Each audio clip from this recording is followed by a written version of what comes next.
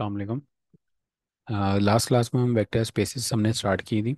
और vector spaces से कुछ प्रॉपर्टीज़ देखी थी, कुछ एक्सियम्स देखे थे। टोटल में 10 एक्सियम्स देखे थे कि कोई भी चीज़ वेक्टर स्पेस कब होती है, जब उन 10 एक्सियम्स को फॉलो करती है, उन 10 एक्सियम को सेटिस्फाई करती है, तो उसको हम वेक्टर स्पेस बोलते हैं। तो कुछ एग्जांपल्स और करते हैं। अब एग्जांपल है यहाँ पे जिसमें कह रहे हैं कि a set that is not a vector space. एक चीज़, एक सेट है जो वेक्टर स्पेस नहीं है। पहले हम सवाल समझ रहे हैं। सवाल में हमें बोला क्या गया है, let V is equals to R two. Let V is equals to R two. R two basically मैंने बताया था लास्ट टाइम क्या होता है कि जब हमारे पास दो कंपोनेंट्स होते हैं, सपोज कर लें एक्स वन और एक्स टू, दो कंपोनेंट हैं सिर्फ हमारे पास। आर टू में हमारे पास दो होते हैं, आर थ्री में X one X two X three होते हैं। तो एक वेक्टर है इसकी जो आर टू का है। And define addition and scalar multiplication operation as follow. तो उसके अंदर मैंने बताया दो ऑपरेशंस होते हैं, एक हमारे पास एडिशन होती है और एक स्केलर मल्टीप्लिकेशन होती है। अच्छा, ये जो एडिशन होती है बेसिकली इसका मतलब, वैसे तो हम एडिशन को हम प्लस बोलते हैं, जैसे 3 + 2 लिख दूँ तो बेसिकली 5 हो जाएगा, इसको एडिशन बोलते हैं हम। लेकिन यहाँ पे वेक्टर स्पेस के अंदर एडिशन का मतलब ये होता है कि एडिशन को किसी और तरीके से भी डिफाइन किया जा सकता है। वो एग्जांपल्स देखेंगे तो क्लियर हो जाएगा। तो बेसिकली समझें एक सिंबल यूज़ हो रहा है एडिशन का, लेकिन इस एडिशन के सिंबल से हम कुछ भी काम करवा सकते हैं। तो फिलहाल अभी क्या बोला हुआ है कि u और v को दो वेक्टर्स हैं। जैसे हमने लास्ट टाइम हमने एक v के अंदर से एक u को और v लिया था, उसके अंदर हमने u1 u2 and so on v1 v2 and so on vn तक लेके गए थे। तो इसलिए हमने v में से एक वेक्टर उठा लिया u1, और एक उठा लिया u और एक v। R2 का ये देखें u1 u2 तक जा रहा है, ये v1 और v2 तक जा रहा है। इसके अंदर u प्लस v का जो ऑपरेशन डिफाइन है वो ऐसे ही है कि u1 प्लस v1, मतलब इसका पहला वेक्टर और इसका पहला वेक्टर ऐड हो जाएगा, इसका दूसरा और इसका दूसरा ऐड हो जाएगा। और स्केलर मल्टीप्लिकेशन इस तरह है कि जब भी मैं किसी वेक्टर को किसी स्केलर से मल्टीप्लाई कराऊंगा, मैं स्केलर मतलब किसी भी नंबर से मल्टीप्लाई कराऊंगा, तो वो बराबर किसके होगा, वो स्केलर पहले कंपोनेंट से मल्टीप्लाई हो जाएगा और दूसरे कंपोनेंट को जीरो कर देगा। ये इन्होंने पहले से डिफाइन किया हुआ है कि इस तरीके से मल्टीप्लाई कराना है कि जब भी आप किसी वेक्टर को किसी भी स्केलर से मल्टीप्लाई कराएंगे, किसी भी नंबर से मल्टीप्लाई कराएंगे, तो मल्टीप्लाई करने के बाद वो वेक्टर पहले वाले से तो मल्टीप्लाई हो जाएगा और दूसरे वाले को खुद ब खुद जीरो कर देगा।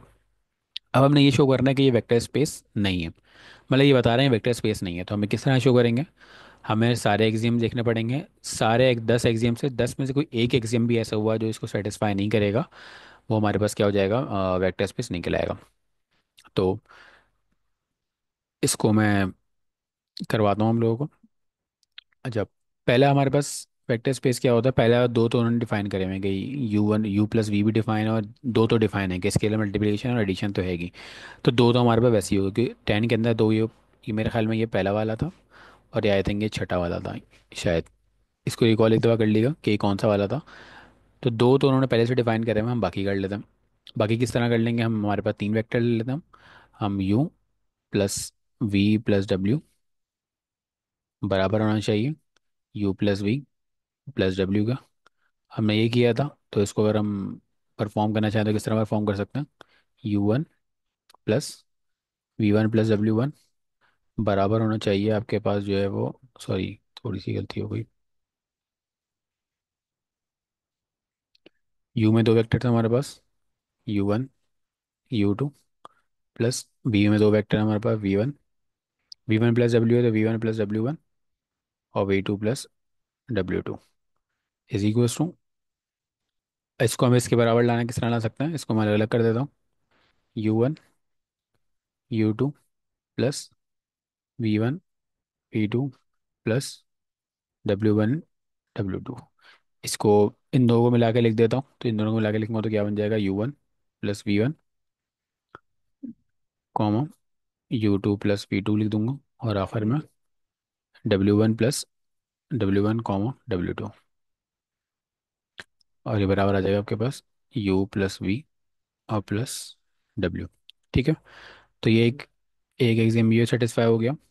दूसरा एग्जाम, अच्छा बाकी एग्जाम इसके नॉर्मली सेटिस्फाई हो जाएंगे, आप ये करके देख लीजिएगा। कौन सा एग्जाम सेटिस्फाई नहीं है मैं बता देता हूँ। इसका क्लास एग्जाम था टोटल, मैं यहाँ पे दिखा भी देता हूँ। हमने जो है टोटल हमने ये एग्जाम था ना, तो ये वाला तो पहला एग्जाम पहले से डिफाइन था आपके पास जो है वो, पहला एग्जाम पहले से डिफाइन था और एक 6 डिफाइन था। मैंने ये वाला करके दिखा दिया। ये वाला आप खुद करके देख लिया खुद बहुत सिंपली तरीके से हो जाएगा। 4 भी हो जाएगा। कौन सेटिस्फाई नहीं करेगा, वो या लास्ट वाला है 1 यूज इक्वल्स यू, कैसे नहीं करेगा? ये हम देख लेते हैं क्यों नहीं कर रहा सेटिस्फाई।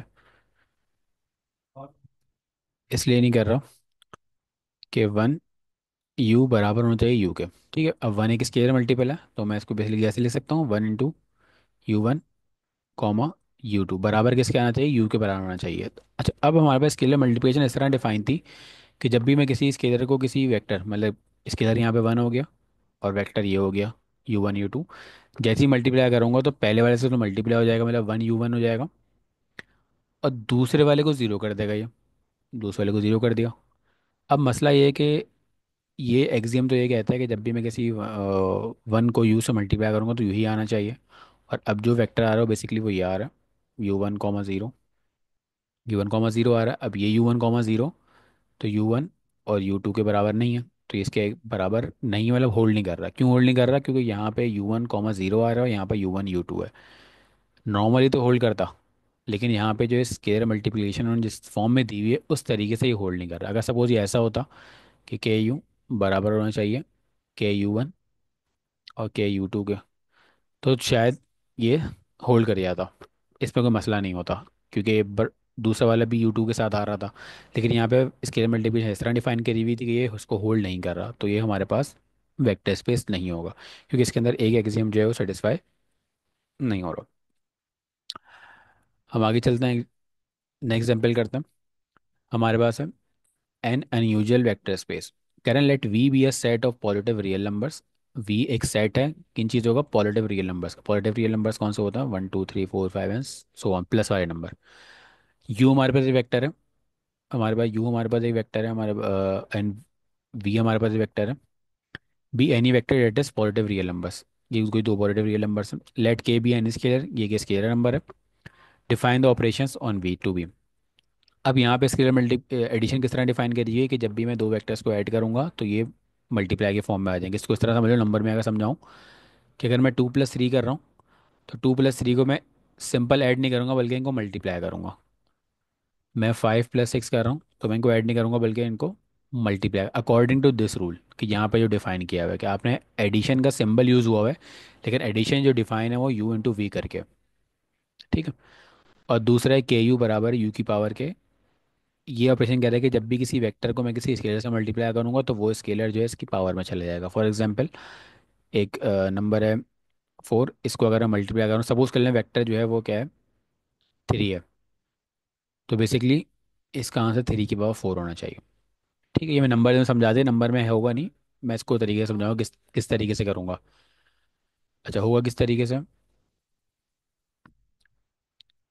अब यहाँ पे हम देख लेते हैं। उन्होंने भी इसी तरह समझाया हुआ है ऐसे। अच्छा, दस फॉर एग्जाम्पल 1 + 1 = 1 एंड 2 × 1 = 1, जो मैं नंबर में समझाया हुई बात उन्होंने समझाई हुई है। अच्छा,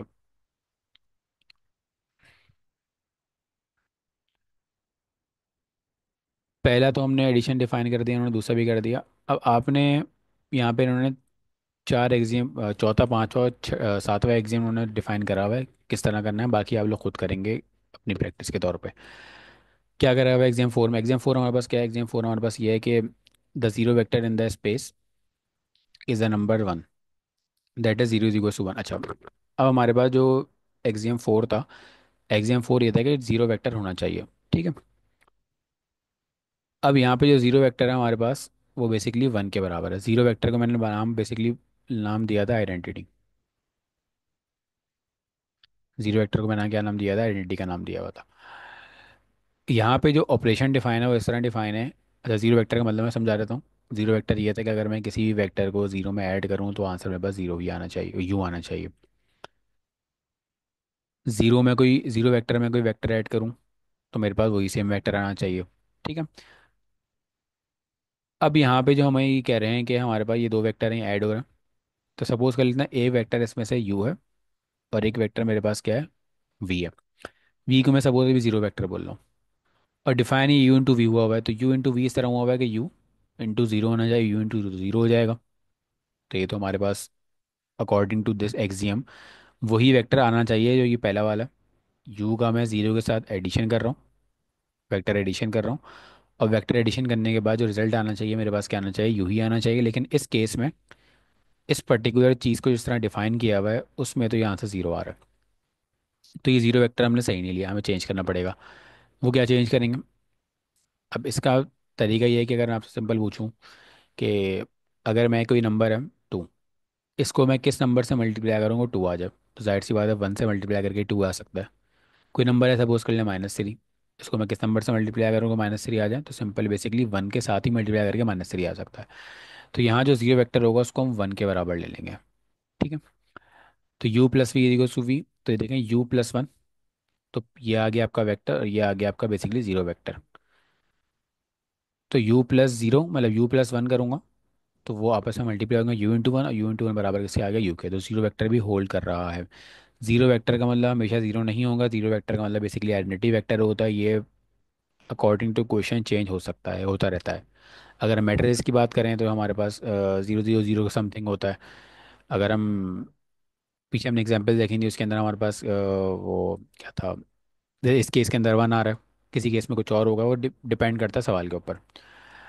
उसके बाद एग्जाम 5 है। एग्जाम 5 में हमसे कह रहे हैं कि the negative of vector is reciprocal. Negative, negative हमने देखा था कि अगर हमारे पास कोई वेक्टर है यू, तो इसका नेगेटिव होगा -u। एक वेक्टर है यू, उसका नेगेटिव होगा -u। ये बेसिकली हम ये भी बोल सकते हैं, इस -u को हम ऐसे भी बेसिकली ऐसे लिख सकते हैं, -1 × u। ठीक है। अब इसका जो दूसरा डिफाइन हुआ वो ये हुआ है, कोई भी स्केलर अगर इसी वेक्टर से मल्टीप्लाई हो पावर में चले जाएगा। तो बेसिकली ये जो माइनस है, कि कोई स्केलर है -1 और ये पावर, तो बेसिकली इसको ऐसे लिख सकता हूँ u⁻⁻1, और u⁻⁻1 को मैं जो है वो 1/u करके लिख सकता हूँ। तो बेसिकली हमारे पास इस पर्टिकुलर केस में जो नेगेटिव वेक्टर है वो हमारे पास क्या है, 1/u है। वैसे नेगेटिव वेक्टर हमारे पास u का नेगेटिव वेक्टर मैंने बताया क्या होता है, -u होता है। और इसको ऐड करूँगा आंसर क्या आ जाएगा, जीरो वेक्टर आ जाएगा। अब मेरा सवाल ये है कि यहाँ पर जीरो वेक्टर वन के बराबर है, तो u को मैं किस चीज़ से मल्टीप्लाई कराऊँ कि मेरे पास आंसर क्या आ जाए, वन आ जाए। तो बेसिकली 1/u करना पड़ेगा, तो आंसर वन आएगा। तो यहाँ पे हमारे पास जो नेगेटिव वेक्टर है वो बेसिकली क्या है, 1/u है। किस तरह 1/u बन रहा है, -u, और -u को हम -1 × u लिख सकते हैं, और ये -1 ऊपर पावर में चले जाएगा तो u⁻1 हो जाएगी, u⁻1 बराबर होता है 1/u के। तो नेगेटिव वेक्टर भी होल्ड कर रहा है क्योंकि इसका आंसर वन आ रहा है यहाँ पे, और वन हमारे पास जीरो वेक्टर था। और एग्जाम 7 में क्या कह रहे हैं कि के u+v = u। अच्छा यहाँ पे के, ये जो वेक्टर था ये वाला था कि हमारे पास कोई के वेक्टर है, इसको मैं u+v से मल्टीप्लाई करा रहा हूँ। तो बेसिकली के वेक्टर क्या कर रहा है, ये दो वेक्टर देंगे आपस में प्लस हो रहा है, और प्लस किस तरह डिफाइन है, इनको मल्टीप्लाई कर दो। तो प्लस को हमने क्या कर दिया, फिलहाल अभी मल्टीप्लाई कर दिया, तो यू वी हो गया। और इसके इधर इसके लोग किस तरह डिफाइन कर रहे हैं, पावर में लिया हो तो बेसिकली ये यू वी की पावर में चला जाएगा। अभी ये यू वी की पावर के है तो इसको यू की पावर के भी कर सकते हैं और वी की पावर के भी कर सकते हैं। और इसको हम वापसी रिटर्न करते हैं तो क्या हो जाएगा, KU × KV। और ये मल्टीप्लाई हो रहा है तो इनको अलग करके भी लिख सकते हैं, KU + KV। अलग इसलिए कर रहे हैं क्योंकि यहाँ पे डिफाइन है कि अगर मल्टीप्लाई में लिखा हुआ है तो इसको एडिशन में लिख सकते हैं, एडिशन में लिखा है तो इसको मल्टीप्लाई में लिख सकते हैं। और ये इस तरीके से क्या हो गया, ये जो मेन मेन एग्जाम थे वो तो मैंने यहाँ पे एग्जाम्पल में करवाया हुआ, मैंने समझा दिया। बाकी जो एग्जाम है इसके आई थिंक चार तीन यहाँ पे प्रूफ हुए हुए हैं। बाकी जो सात हैं वो भी आप एग्जाम प्रूफ करके इसको सॉल्व कर सकते हैं। पेपर में इस तरह के सवाल आ सकते हैं छोटे मोटे।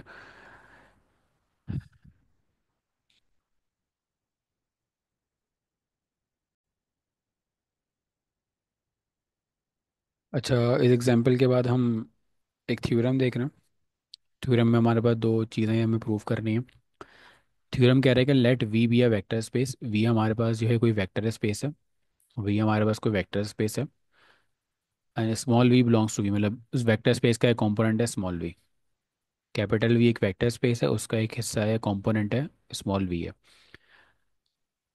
थ्योरम ही कहता है कि जीरो वेक्टर को किसी भी वेक्टर, जीरो को किसी भी वेक्टर से मल्टीप्लाई करो, जीरो मतलब जीरो वेक्टर को किसी भी वेक्टर से मल्टीप्लाई करूँ तो आंसर जीरो आना चाहिए, और -1 को किसी भी वेक्टर से मल्टीप्लाई करूँगा तो माइनस भी आना चाहिए।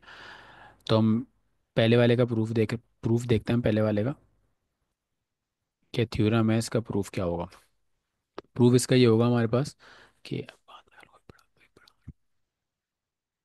बाद में थ्योरम प्रूव इसका ये होगा हमारे पास कि हमें बेसिकली यहाँ से स्टार्ट करना है। जीरो वी लिखा हुआ है, तो जीरो वी को हमने बराबर करना है किसके, जीरो के। मतलब जीरो वेक्टर है, जब वी से मल्टीप्लाई हो किसी वेक्टर से तो आंसर क्या आना चाहिए, जीरो वी, जीरो आना चाहिए। तो इसको हम ऐसे लिख सकते हैं, zero V is equal to zero V plus zero. मतलब बेसिकली अगर नंबर लिखा हुआ है थ्री, थ्री में अगर मैं जीरो ऐड करूँ तब भी वो थ्री ही रहेगा। तो अगर जीरो भी लिखा हुआ है तो जीरो वी में अगर मैं जीरो ऐड करूँ तब भी वो जीरो ही रहेगा। ठीक है, सॉरी जीरो वी ही रहेगा, मतलब कोई फर्क नहीं पड़ेगा जीरो ऐड करने से। तो हमने इसको बेसिकली जीरो ऐड कर दिया। अच्छा, ये हो गया जीरो वी प्लस जीरो। अच्छा, इसी तरह जीरो को मैं थ्री और माइनस थ्री करके लिख सकते हैं, इसको फोर माइनस फोर भी लिख सकते हैं।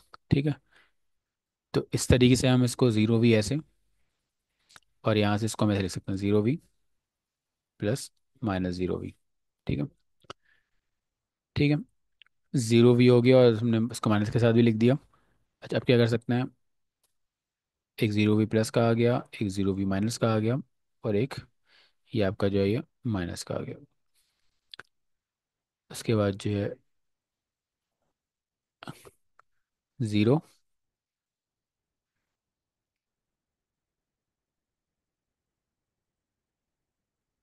ये हमने इसको अलग कर लिया, जीरो प्लस जीरो वी और माइनस जीरो वी हो गया हमारे पास। अच्छा, इसके बाद क्या होगा हमारे पास, यहाँ हमारे पास जीरो वी चल रहा है। ठीक है, अच्छा जीरो प्लस जीरो वी, और ये हो गया हमारा माइनस जीरो इंटू वी हो गया अलग हमारे पास। जीरो प्लस जीरो को हम, सॉरी, ये आ जाएगा हमारे पास जीरो वी, और ये आ गया हमारे पास माइनस जीरो वी। ठीक है, और हमारे पास ये किसके बराबर आ गया, प्लस माइनस जीरो के बराबर आ गया। अच्छा, यहाँ बताया तो प्रॉपर्टीज़ कौन सी यूज हुई है हमारे पास, यहाँ पे एक्सियम यूज़ हुआ है हमारे पास कौन सा वाला, जीरो प्लस बी बराबर है वी के। यहाँ पे जो एक्सियम यूज़ हुआ है हमारे पास वो कौन सा हुआ है, वी प्लस माइनस वी बराबर है किसके, जीरो के। ठीक है, यहाँ पे जो एक्सियम यूज़ हुआ है हमारे पास वो कौन सा हुआ है, वो बेसिकली ये वाला था कि V plus, sorry, U plus ये वाला था,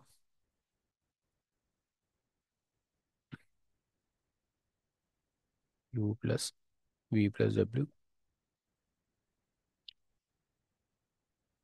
ठीक है, और इसके बाद हमारे पास जो नेक्स्ट एक्सियम यूज़ हुआ है वो ये वाला हुआ है आपके पास जो है वो, C plus D into V बराबर आना चाहिए किसके बराबर था हमारे पास, C V plus D V का। तो इस फॉर्म में ये लिखा हुआ है, इसको हमने बंद करके लिख दिया। और लास्ट में हमारे पास क्या हुआ है, zero plus zero is equal to zero ही होता। तो हमारे पास, तो बेसिकली हमारे पास प्रूफ कर लिया हमने कि ज़ीरो वी बराबर किसके आ रहा है, ज़ीरो के आ रहा है। थोड़ा सा रिग्रेस सा प्रूव है, थोड़ा सा इसको ध्यान से समझना पड़ेगा, थोड़ी सी इसकी प्रैक्टिस करनी पड़ेगी तो समझ आ जाएगा। इसी की बेस पे आपने पार्ट नंबर टू को प्रूफ करना है, बहुत आसान सा प्रूफ है। इसी को यूज़ करके आप ये पार्ट नंबर टू प्रूफ कर सकते हैं। खैर, हम आगे चलना, आगे जो हमारे पास नेक्स्ट टॉपिक है वो मतलब नेक्स्ट टॉपिक क्या इसी का पार्ट है, वो है सब स्पेस। सब स्पेस क्या है, पहले इसकी हम डेफिनेशन पढ़ लेते हैं। If V is a vector space, if V हमारे पास क्या है, एक वी हमारे पास एक वेक्टर स्पेस है, और एक एस एक नॉट लिखा हुआ है, S naught equal to zero, S एक नॉट इक्वल टू जीरो का मतलब क्या है, एस नॉन एम्प्टी है। ठीक है, and S is a subset of V. पहले तो समझा देता हूँ सेट और सबसेट का। एक सपोज करें एक सेट है हमारे पास ए बी सी डी। ठीक है, इस सेट का नाम है ए, और एक बी सेट है, इसमें एलिमेंट है हमारे पास सी और डी सपोज। जो एलिमेंट सी डी में है, जो एलिमेंट बी में है वो सारे के सारे ए में मौजूद है। मतलब सी डी यहाँ पे भी है, सी डी यहाँ पे भी है, तो मैं बोल सकता हूँ कि बी जो है वो सब सेट है ए का। मैं बोल सकता हूँ बी क्या है, सब सेट है ए का। तो इसी तरह हम ये कह रहे हैं कि वी एक वेक्टर, अच्छा वी एक वेक्टर स्पेस है।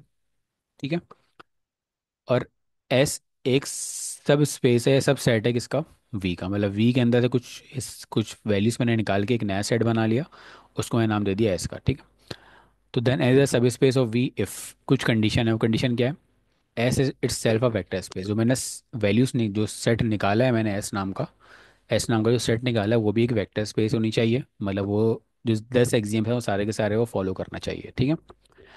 वे same addition and scalar multiplication, वे सेम एडिशन का मतलब क्या है कि जो वी के अंदर जो स्केलर मल्टीप्लिकेशन और इस वी के अंदर जो एडिशन और स्केलर मल्टीप्लिकेशन डिफाइन है वही एस में होनी चाहिए। डिफाइन से मुराद क्या है, जो भी ऊपर हमने क्वेश्चन में देखा था, दो एग्जांपल्स हमने देखी उसमें अलग अलग तरीके से डिफाइन किया हुआ था, तो उसी तरह एस के अंदर भी डिफाइन होनी चाहिए जो वी के अंदर डिफाइन हो।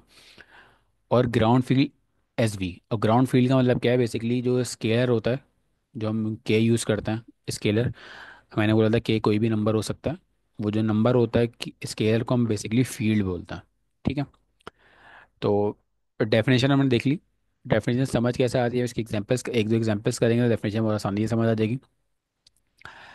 इसी से रिलेटेड एक और थ्योरम है, वो थ्योरम क्या है कि अगर मुझे प्रूव करना है कोई सब स्पेस जीवियर, मुझसे बोला जा रहा है क्या ये वेक्टर स्पेस की सब स्पेस है या नहीं है, क्या ये वेक्टर स्पेस की सब स्पेस है या नहीं है, तो किस तरह प्रूव कर सकता हूँ। इसका तरीका क्या है, मैं लिखूंगा let V be a vector space over field F.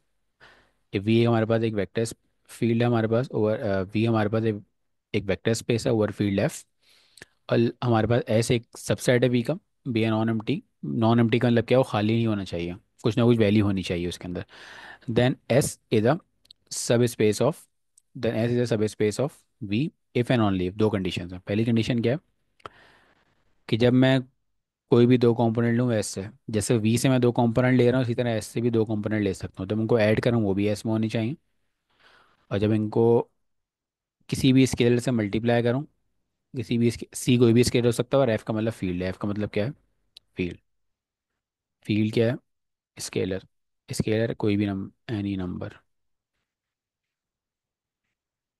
ये बेसिकली इसको दूसरी जबान में हम रियल नंबर ही बोलते हैं, ठीक है। और तीसरा हमारे पास क्या है, zero belongs to S. Zero मतलब जीरो वेक्टर भी उस पर्टिकुलर सब स्पेस से बिलोंग करना चाहिए, मतलब रिलेट होना चाहिए। ये इसका हमने थ्योरम देख लिया, इसका हम डेफिनेशन देख ली। अब हम इसकी एक दो एग्जांपल्स देख लेते हैं, एग्जांपल्स देखेंगे तो हमें बहुत अच्छी तरीके से समझ आएगा किस तरीके से प्रूव होगा ये।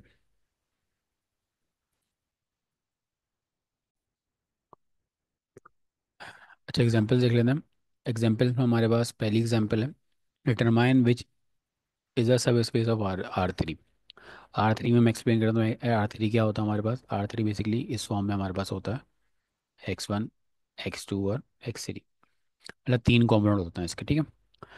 तो हमें प्रूव करना है कि आर थ्री के सब स्पेस हैं या नहीं है। इसका मतलब क्या है कि जो भी वेक्टर दिया हुआ होगा, जैसे इस पर्टिकुलर सवाल में वेक्टर की फॉर्म ये दी हुई है, A, 0, 0, ये फॉर्म दी हुई है। तो हमें प्रूव करना है कि जो A, 0, 0 है क्या ये वेक्टर स्पेस आर थ्री से बिलोंग करता है नहीं करता, मतलब अब किस तरह प्रूव कर सकते हैं, हमने ऊपर ये प्रूफ देखा, थ्योरम देखा कि जब इनको ऐड करूँ, कोई भी दो वेक्टर्स ले लूँ वी और डब्ल्यू, इनको ऐड करूँ ये भी एस में होना चाहिए, इनको किसी नंबर से मल्टीप्लाई करूँ वो भी एस में होना चाहिए, और जीरो वेक्टर भी बिलोंग करना चाहिए। तो जीरो वेक्टर बता देता हूँ, जीरो वेक्टर आर थ्री में जीरो वेक्टर क्या होता है हमारे पास, जीरो वेक्टर आर थ्री में होगा 0, 0, 0 की फॉर्म में, ठीक है। तो हम जैसा देख लेते हैं। पहला हमारे पास क्या है, पहली कंडीशन हम ले लेते हैं लेट, दो ले लेते हैं, let V is equals to A, 0, 0, इसको A1 बोल देता हूँ, ठीक है, A1। और एक W ले लिया जिसको हम बोल देता हूँ A2, 0, 0। तो इनको अब ऐड करेंगे हम V प्लस डब्ल्यू को, तो क्या आएगा, A1 प्लस A2 हो जाएगा, 0 प्लस 0, 0 प्लस 0। तो आंसर आ गया आपके पास A1 प्लस A2, 0 प्लस 0 0 ही रहेगा, 0 प्लस 0 0 ही रहेगा। तो आपके पास ये अगर हम देखें, ये भी इसी तरह का कंपोनेंट है, A1 प्लस A2 वाला, ये भी इसी फॉर्म में आ रहा है कि शुरू का जो पहला जो वेक्टर है वो बेसिकली सिंपल एक नंबर है, तो इन दोनों को ऐड करूंगा तब भी कोई नंबर ही आएगा, A1 A2 कोई भी नंबर हो सकता है, इनको जब ऐड करूंगा तब भी कोई नंबर ही आएगा, और बाकी दो जीरो हैं। तो पहली चीज़ तो पहली कंडीशन तो सेटिस्फाई हो रही है कि ये भी किससे बिलोंग करता है, इस वेक्टर, इसको हम एस बोल देते हैं, एस हमारे पास एक वेक्टर स्पेस, अब स्पेस एस है, तो ये भी एस से बिलोंग कर रहा है। तो पहली कंडीशन किस तरह सेटिस्फाई करनी है, उन दोनों को ऐड करना है, उसी तरह का कंपोनेंट लेना है जो हमें दिया हुआ है, उसी तरह की वैल्यू लेनी है, ठीक है, जो हमें दी हुई है सवाल में। और उनको ऐड करा, तो ऐड करने के बाद जो रिजल्ट आ रहा है वो भी इसी तरह का होना चाहिए, तो ये एस से बिलोंग करता है। दूसरा देख लेते हैं। दूसरा हमारे पास क्या है, दूसरा हमारे पास ये है कि इनको हम स्केलर मल्टीप्लाई, तो हम ले लेते हैं let C belongs to F. F क्या है हमारे पास, कोई भी स्केलर फील्ड के लिए आती है, मतलब एफ बहुत सारे नंबरों की एक फील्ड है, उसमें से कोई एक नंबर उठा लिया हमने सी। और जब इसको मल्टीप्लाई कराएंगे वी से, वी हमने क्या लिया था, A1 0 0। ठीक है, तो इसको मल्टीप्लाई करूँगा तो क्या हो जाएगा, C A1, और जीरो से मल्टीप्लाई होगा, जीरो ही रहता है। तो इसको देखें, ये भी इसी तरह के इसी तरह की फॉर्म में ही है। पहला कोई नंबर है, फिर जीरो जीरो है, तो ये भी एस से बिलोंग कर रहा है, कोई चेंज नहीं है, सेम एग्जैक्ट तरीके सेम थिंग है। और तीसरी कंडीशन है जीरो वेक्टर। जीरो वेक्टर क्या होता है, ये बताया था, 0,0,0। तो क्या मैं इसको ए की वैल्यू अगर मैं जीरो ले लूँ, तो ये भी एस से बिलोंग कर रहा है। क्यों, क्योंकि हमारे पास पहली वैल्यू जीरो, तो कोई भी जीरो तो हो सकती है ना, वैल्यू जीरो का मसला नहीं है, तो पहली वैल्यू जीरो हो सकती है, दूसरी भी जीरो, तीसरी, जब तीनों के तीनों जीरो हो गई तो मतलब जीरो वेक्टर हो गया, ये भी एस से बिलोंग कर रहा है। ठीक है, तो इसका मतलब ये जो वेक्टर है हमारे पास, इधर सब स्पेस ऑफ R3, ये सब R3 का सब स्पेस है। ठीक है, दूसरी एग्जांपल देखते हैं। दूसरी एग्जांपल में हमारे पास जो फॉर्म दिया गया, दी हुई A,1,1, क्या ये वेक्टर स्पेस है या नहीं है, तो हम दो वेक्टर ले लेते हैं हम। Let V is equal to, इसको A1, अब नंबर को तो नंबर ही कर सकते हैं, इसमें हम कोई जड़खानी नहीं कर सकते, तो जैसे जीरो जीरो को हमने जीरो रहने दिया था, इसलिए वन वन को वन ही रहने देंगे। और W ले लेते हैं A2,1,1। जब इसको हम ऐड कराएंगे तो क्या होगा, A1 प्लस A2, दूसरा वाला दूसरे में ऐड, तीसरा वाला तीसरे में ऐड। तो बेसिकली ये कौन सा कॉम्पोनेंट आ गया, A1 प्लस A2 हो गया, वन प्लस वन टू हो रहा है, वन प्लस वन टू हो रहा है। अब यहाँ पे अगर हम देखेंगे तो सेटिस्फाई नहीं कर रहा, क्योंकि यहाँ पे तो हमारे पास क्या था, वन था, और वन था, यहाँ पे क्या आ गया, टू और टू आ गया। तो एक भी कंडीशन सेटिस्फाई नहीं हो रही, इसका मतलब क्या है, not belongs to, not a not a subspace. सब स्पेस नहीं, क्योंकि इस पर्टिकुलर चीज़ को फॉलो नहीं कर रहा जो सवाल में दी हुई थी। अच्छा सर, इसकी दूसरी कंडीशन भी देख लेना, दूसरी कंडीशन सेटिस्फाई कर रहा है नहीं कर रहा, वो भी हम चेक कर लेते हैं। Let C belongs to F. C कोई भी नंबर हो सकता है, मैं सपोज करता हूँ सी की वैल्यू ले लेता हूँ मैं टू, या सी की वैल्यू थ्री ले लेता हूँ। तो जब मैं थ्री को मल्टीप्लाई करूँगा वी से, थ्री को जब मल्टीप्लाई करूँगा वी से, तो बेसिकली क्या हो जाएगा, 3A1, three one the three और थ्री वन द थ्री। तो देखें इसके लिए मल्टीप्लिकेशन भी फॉलो नहीं कर रहा, क्योंकि यहाँ पे 1,1,1 आ रहा है, तो ये भी फॉलो नहीं कर रहा, नॉट बिलोंग्स टू एस, ये भी नॉट बिलोंग्स टू एस था। और तीसरी कंडीशन जीरो वेक्टर, क्या जीरो वेक्टर है, तो पहले ए के तो मैं जीरो रख सकता हूँ, ए तो कुछ भी हो सकता है, ये जो ए है ये तो कुछ भी हो सकता है, लेकिन बाद में तो वन वन ही रहेगा, वन को तो मैं चेंज नहीं कर सकता, तो यहीं पे ये भी जीरो वेक्टर भी,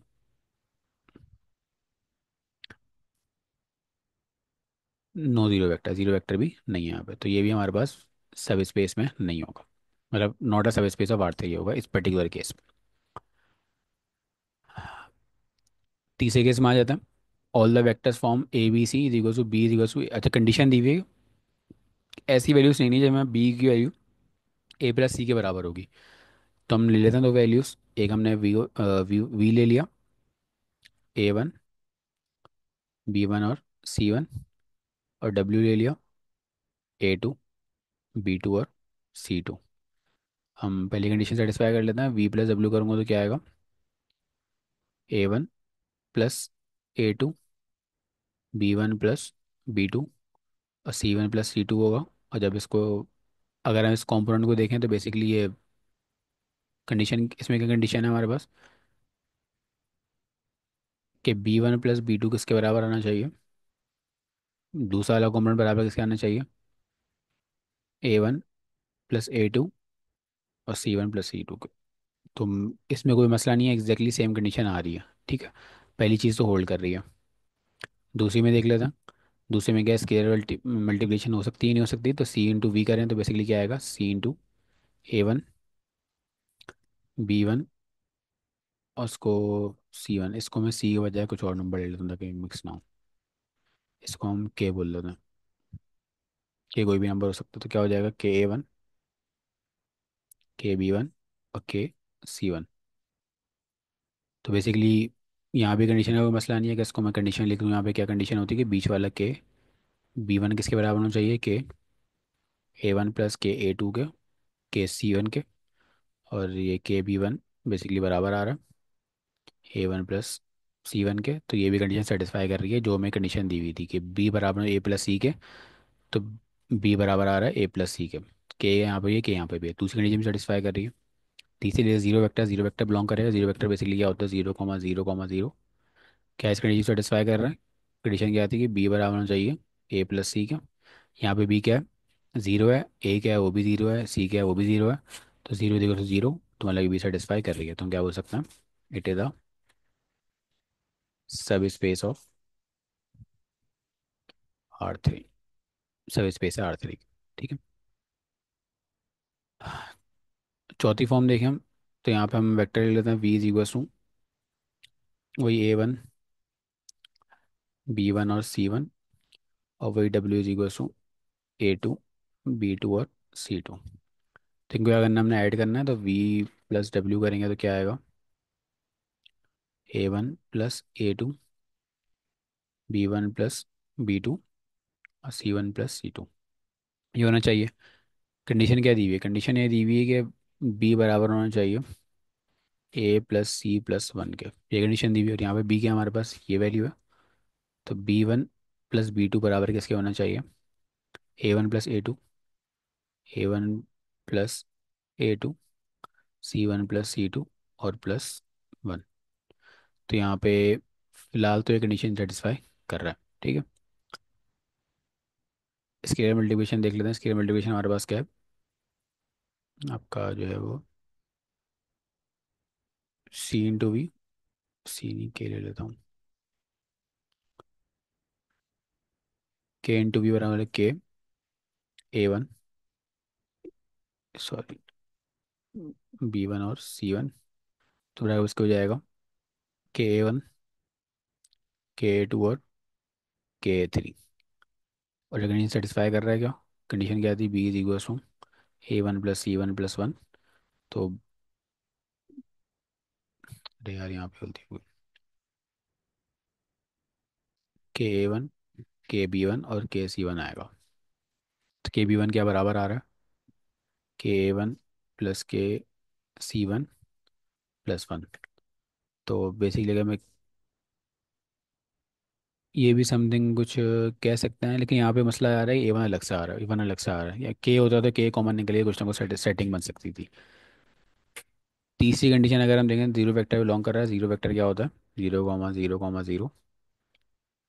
तो बेसिकली कंडीशन क्या होती है, वही होती है कि B is equal to A+C+1।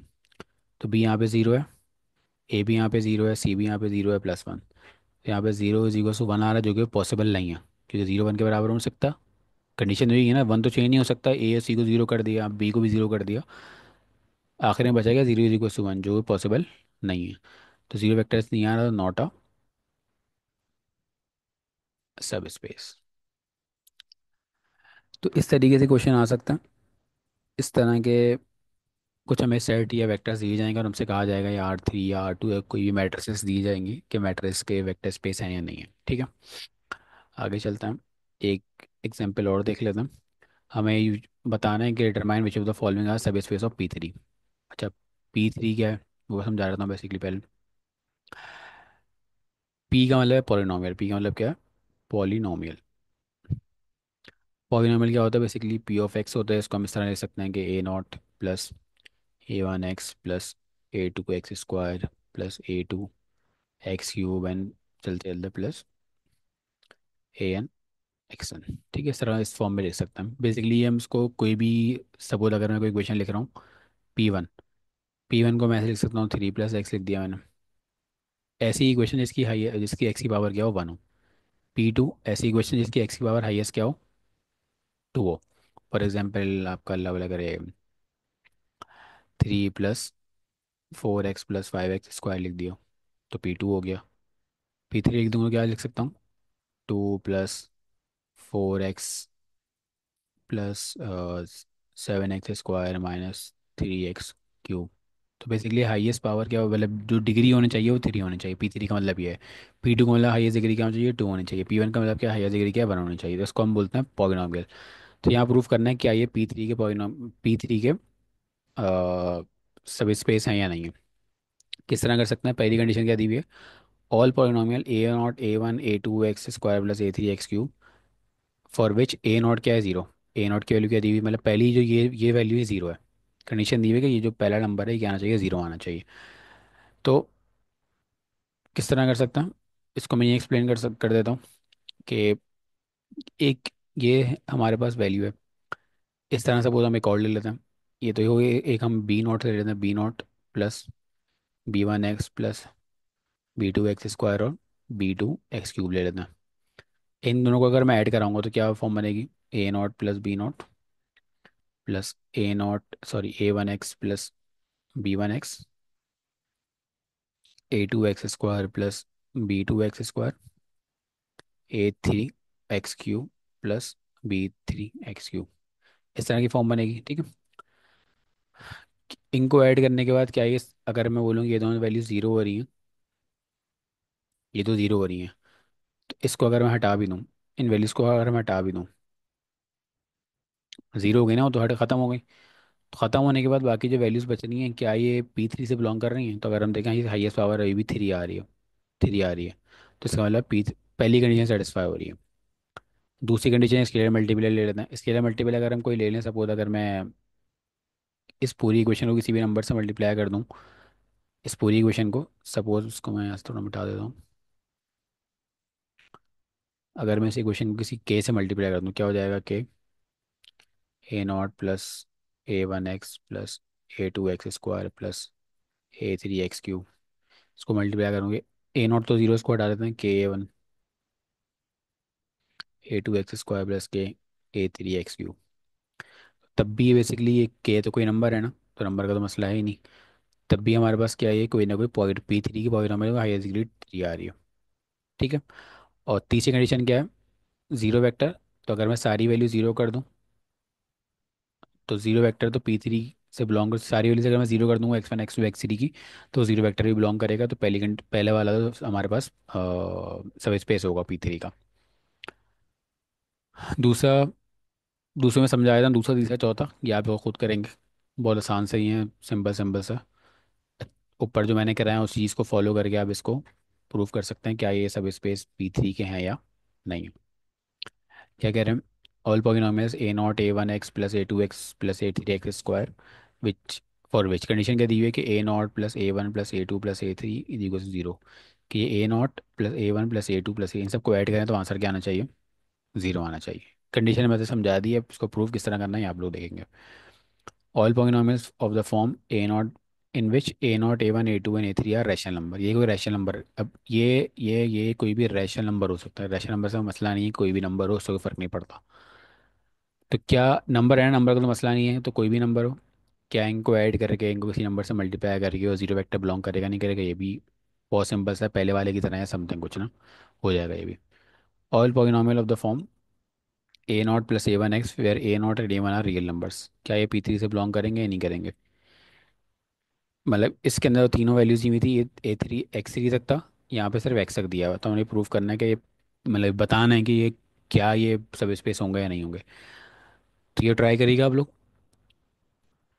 अगर नहीं होता तो नेक्स्ट क्लास में हमारी फिजिकल क्लास होगी, तो वहाँ पे हम देख लेंगे कि ये किस तरीके से प्रूव होंगे। तो फिलहाल अभी इस लेक्चर को यहीं रोकते हैं। काफ़ी सारी चीज़ें हमने देख ली हैं, इन सब की प्रैक्टिस आप लोगों ने करनी है। मैं आप लोगों को बुक के क्वेश्चंस बता देता हूँ कि कौन कौन से क्वेश्चंस करने हैं आप लोगों ने। यहाँ मैं खोल के दिखा देता हूँ। तो क्वेश्चन नंबर 1 के मैंने कुछ चीज़ें करवाई हैं आपको। आई थिंक मैंने ये चार पार्ट मैंने करवा दिए थे, ये चार पार्ट मैंने करवा दी थी, वाला आप खुद कर लीजिएगा। इसी तरह इसका मैंने पहले वाला शायद करवा दिया, बाकी तीन आपने खुद करना है। उसके बाद क्वेश्चन नंबर 2 है, ये आपने पूरा करना है, इसके ये जितने ये पार्ट हैं, ठीक है। और क्वेश्चन नंबर 4 करना।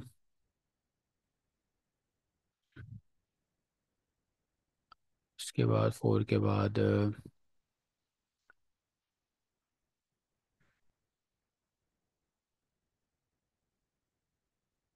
फिलहाल 4 तक आप लोग इसको अटैम्प करें, बाकी आगे जो हैं वो नेक्स्ट टॉपिक के हैं, तो हमने वो उसको बाद में देखेंगे हम, नेक्स्ट टॉपिक को। तो फिलहाल आपने ये क्वेश्चंस करना है। और ऊपर जो थ्योरम्स वगैरह भी हैंगे इसके, यहाँ पे काफ़ी सारे जो थ्योरम्स मैंने करवा बताए हैं जैसे। अच्छा, यहाँ पे जो क्वेश्चन नंबर 4 की हिंट यहाँ से भी ले सकते हैं आप, कि ये सब स्पेस और ये फंक्शन, कंटिन्यूस फंक्शन और डेरिवेटिव्स, ये कैलकुलस वाली चीज़ है। तो यहाँ से उसको पढ़ भी सकते हैं, तो अगर ये पढ़ लेंगे तो आपका बहुत आसानी से वाला हो जाएगा। पॉलिनॉमियल वाले की आप यहाँ से भी समझ सकते हैं, कुछ एग्जांपल्स आएंगी। ठीक है। बाकी थ्योरम 11 हमारे पास सब स्पेस का थ्योरम मैंने लिखवाया था, ये है। और हमारे पास जो है वो सब स्पेस की डेफिनेशन हमारे पास ये रही। ये डेफिनेशन सब स्पेस की, ये थ्योरम है सब स्पेस का। और क्या था, ये चीज़ें। और मैट्रिक्स वाले के लिए आप यहाँ से हेल्प ले सकते हैं। मैट्रिक्स वाले का यहाँ पे क्वेश्चन हुआ हुआ है, कि यहाँ पे क्वेश्चन हुआ हुआ है। तो इस तरह के क्वेश्चन हैं वो सारे। तो ये अटैम्प्ट करिएगा, कोशिश करिएगा। तो इस तरह के क्वेश्चन के पेपर में इंक्लूड हो सकते हैं। क्वेश्चन है बहुत छोटे छोटे से, बस थोड़ा सा कॉन्सेप्चुअल है।